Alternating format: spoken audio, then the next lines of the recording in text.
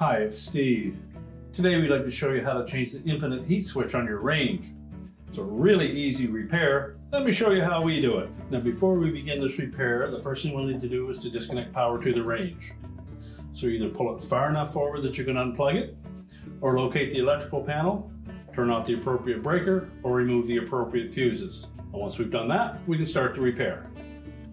Now with the power disconnected, our next step will be to pull the range far enough forward that we can remove the back panel so that we can access the infinite heat switch. So we're just going to go ahead and remove 10 screws that secure that back panel to the body,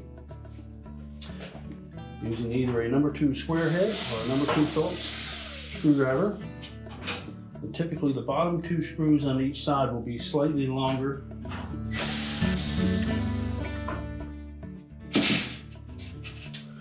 Then grasping both sides of that back panel, we're just going to flex it slightly so that we can untuck that lip at the very top.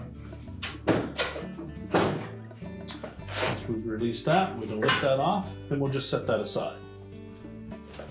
With the back panel removed, we'll just locate the infinite heat switch that we're going to replace, and we'll begin by removing the wire harness connectors to that infinite heat switch. If your model uses individual wires, we'll pull each of them off individually. Take note of where they're located. If you have this unified type harness connectors, you simply need to grasp the connector and pull it straight off. Inspect the connectors, make sure there's no signs of any arcing or corrosion on those terminals, and if so, you'll need to replace that. So just tuck those out of the way.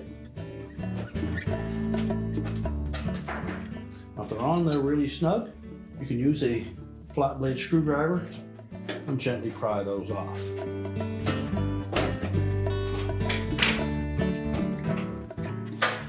Now next we'll go back to the front of the console, remove the knob and the 2 mounting screws that secure that infinite heat switch to the control panel.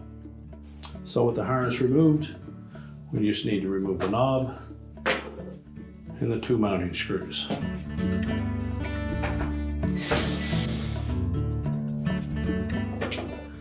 Pull the control out,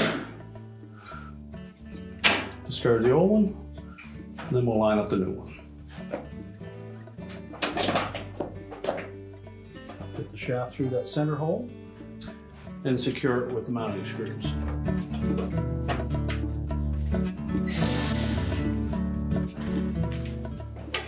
And then re-secure the knob. Now that we have the control secured to the housing, we can then reinstall the wire harness connector. Make sure they're pressed firmly in place.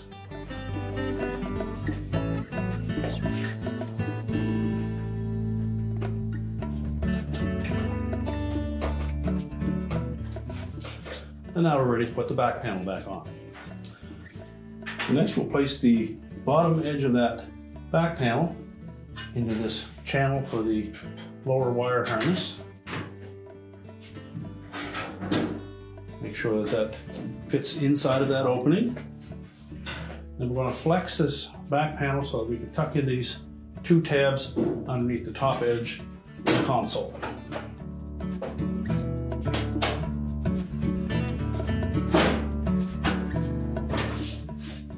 And now we're ready to secure it with the screws.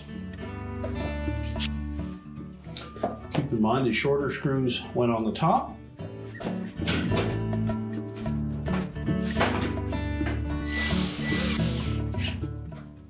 And the 2 longer ones down onto the side panel.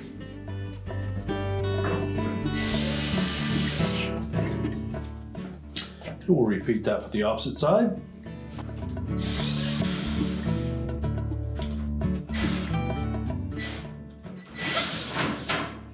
And now we're ready to push the range back into place. We're now ready to push the range back into place, reconnect the power, and your repair is complete.